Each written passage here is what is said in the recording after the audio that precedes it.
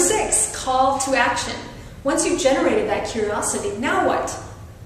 The natural step is to call them to action. And what does that look like specifically for us as authors? Buy our book. And that could just be as simple as saying something like, if you're curious, go check out my book on Amazon. If you're curious or if you want to know more. And I use the word curious, not interested. Curious has kind of an opening effect in our minds, in our brains. But if we say interested, if you're interested, it kind of puts a lot of pressure on people. I notice the effect on me anyway. So use curious.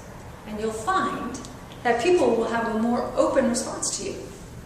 So invite them to Amazon. If you have an excerpt on your website or a cool video, you can invite them to that. So there's different things you can invite them to. So it might be excerpt, video. I have a free report that's associated with my book that isn't in the book, so I invite people to my free report. And for the fiction authors, it's very common to have excerpts, and people really like those. If you're doing any kind of event or workshop or anything like that, you can invite them to that. It's a good idea to always be inviting them. So another way of saying call to action is invitation. And you've already told them why, and now you just want to invite them. This is a really important step that often authors forget, or they leave out the value part, the curiosity part, and they just invite. If you just invite without providing something first, how does that feel? People don't really like that. I notice that that's perceived as pushy. So always first give first. That was like number, I don't know, 2, 3, something like that. And then invite them to come to your party. Yeah. So that's number 6. That was my bonus piece, number 6. Any questions? What about like email lists or things like that? Yes, right. Email list, which can be a form of a newsletter. Absolutely. RSS, if that's the way that you want people to stay in touch with you, the blog. Absolutely.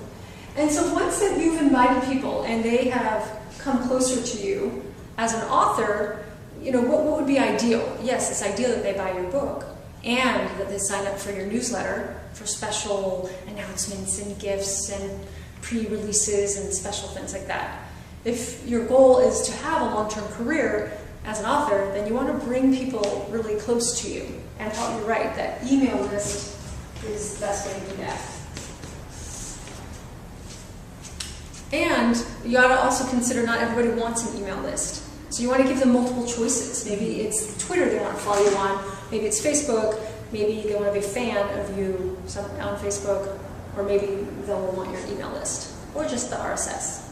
So give them lots of options, and I know people who don't sign up for any of their favorite authors' lists, they just put it on their calendar when the next book is coming out, which I thought, wow, she's really proactive. Yeah, that's cool. So give your readers lots of choices on how to connect with you and how to stay in touch and keep you top of mind. So today we covered how to find your audience online. And to do that, number 1, you first need to know your audience. Number 2, you need to know where your audience is.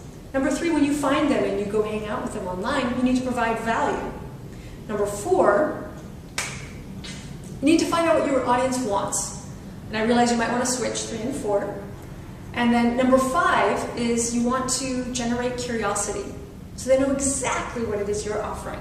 And number 6, you want to invite them. You want to have a call to action and invite them to your party. So thank you all for being here, and let's go rock it! Yeah!